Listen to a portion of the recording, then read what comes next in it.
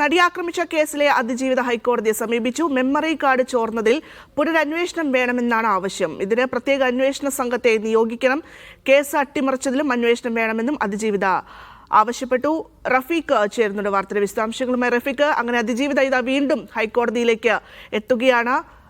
ഈ മെമ്മറി കാർഡുമായി ബന്ധപ്പെട്ട് അന്വേഷണം വേണമെന്ന് പറയുന്നുണ്ട്.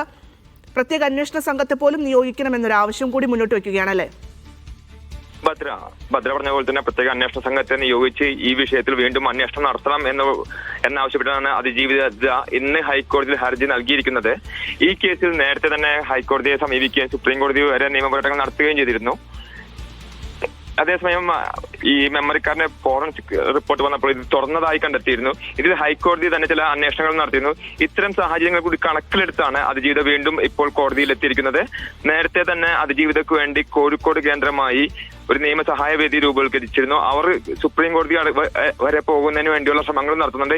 ഇതിനിടയിൽ കൂടിയാണ് ഇപ്പോൾ ഈ മെമ്മറി കാർഡ് വിഷയത്തിൽ മെമ്മറി കാർഡ് അനധികൃതമായി പരിശോധിച്ചു, കോടതിയുടെ കസ്റ്റഡിയിലിരിക്കുന്ന മെമ്മറി കാർഡ് അനധികൃതമായി പരിശോധിച്ചു എന്ന വിഷയത്തിൽ വീണ്ടും ഹൈക്കോടതിയിൽ എത്തിയിരിക്കുന്ന ഹൈക്കോടതിയിലുള്ള പ്രധാനപ്പെട്ട ആവശ്യം പ്രത്യേക അന്വേഷണം വേണം. കേസ് പുനരന്വേഷണം നടത്തണം. പ്രത്യേക അന്വേഷണ സംഘത്തെ തന്നെ അതിനുവേണ്ടി നിയോഗിക്കണം.